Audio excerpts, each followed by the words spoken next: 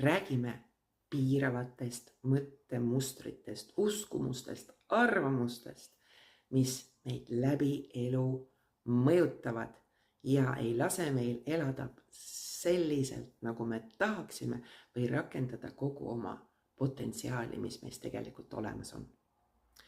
Kunagi ma kuulsin lugu, et miks suured elevandid, keda kahjuks kasutatakse, ma ütlen, et väga jõhkralt, näiteks inimeste vedamiseks kuskilt punktist A punkti B, ehk siis nagu reisiatraktsioonidena võiks öelda.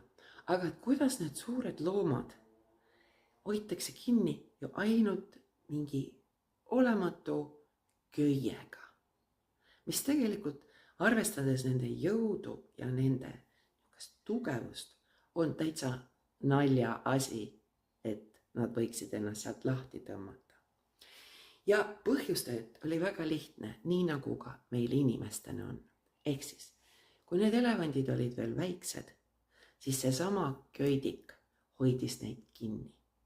Ja nüüd suureks saades ei saa nad aru, et tegelikult nad on suureks saanud ja see, mis kehtis tookord, hoiab ikka neid kinni. Ehk siis nad ise ei adu, missugune jõud neis on, sest et nad on harjunud sellega, et nad ei pääse sealt lahti.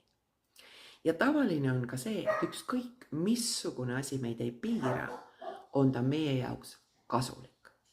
Ja kasulik on väga sageli see, et algpunkt on just see, et me tunneme hirmu uute asjade, uute muudatuste ees ja hoiame kinni sellest, mis on, sest et aju käsitleb seda, et see on meile nagu ohutum ja turvalisem.